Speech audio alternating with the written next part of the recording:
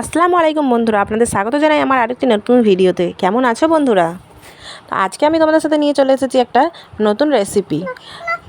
তো যে রেসিপিটা বানাতে আমাকে বাজারে কিছু কিনতে যেতে হবে না, যেটা আমার গ্রামেই পাওয়া যায়। হয়তো আপনাদের বাজারে কিনতে যেতে হতে পারে। তো তার জন্য আমি এখানে আমাদের মাঠেই লতি হয়েছিল প্রচুর, সেই লতিগুলো তুলে নিয়ে এসে ভালো করে আগে পানি দিয়ে ধুয়ে নিয়ে তারপর এগুলো ছাড়িয়ে নিচ্ছি আস্তে আস্তে। তো তারপরে এবার এগুলো পরিষ্কার করে নিয়েছি, ছাড়িয়ে এবার ধুয়ে নেবো ভালো করে। একটু ধুয়ে নেওয়ার পরে আমি আগে যেটা বাটবো যেটা বেটে নিচ্ছি।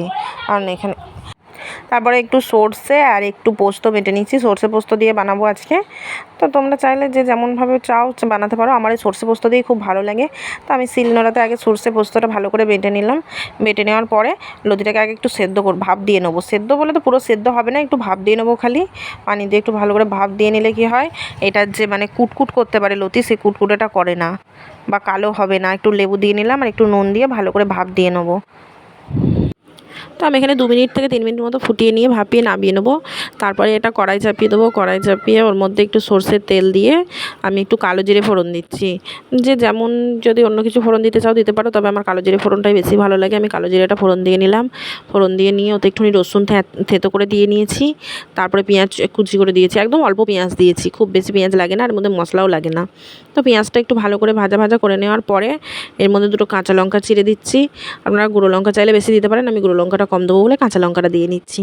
তো কাঁচা লঙ্কাটা দিয়ে নেওয়ার পরে যে লতিটা ভাপ দিয়ে রেখেছিলাম সে লতিটার মধ্যে দিয়ে নেবো। লতিটা দিয়ে 2-4 বার একটু নেড়ে নিয়ে তারপরে আমি মশলাপাতিটা দেবো। তার জন্য আগে লতিটা দিয়ে নিই। 2-4 বার একটু ভালো করে নেড়ে একটু এই তেলের মধ্যে হালকা একটু ভেজে নিচ্ছি। খুব বেশি ভাজার দরকার নেই, যেহেতু এটা ভাপ দেওয়া আছে। তো আমি এর মধ্যে দিচ্ছি হলুদ, একটু জিরে গুঁড়ো, একটু ধনে গুঁড়ো, একটু সামান্য লঙ্কার গুঁড়ো, একটু হালকা একটু রঙটা আসার জন্য একটু লঙ্কার গুঁড়োটা দিচ্ছি। যেহেতু আমি কাঁচা লঙ্কা দিয়েছি, লঙ্কা গুঁড়োটা সেরকমভাবে দেওয়ার কোনো ইচ্ছা ছিল না, তবে একটুখানি কালার হওয়ার জন্য দিলাম। তো তারপরে আমি একটু পানি দিয়ে হালকা একটু মশলাটা যাতে পুড়ে না যায় তার জন্য একটু পানি দিয়ে নিলাম। তো তারপরে এই যে একটু সেদ্ধ হয়ে গেছে, একটু ঘাটা ঘাটা করে নিচ্ছিলাম। ঘাটা ঘাটা করে নেওয়ার পরেই আমি এই যে বাটাটা ছিল বাটাটা দিয়ে নিচ্ছি, সর্ষে পোস্ত বাটাটা। সর্ষে পোস্ত বাটাটা দিয়ে একটু নেড়ে ঘাটা ঘাটা করে নিতে হবে, কারণ যত বেশি ঘাটা ঘাটা হবে খেতে তত বেশি ভালো লাগবে। আমি ওপর থেকে নামানোর আগে একটু চিনি দিয়ে নিচ্ছি।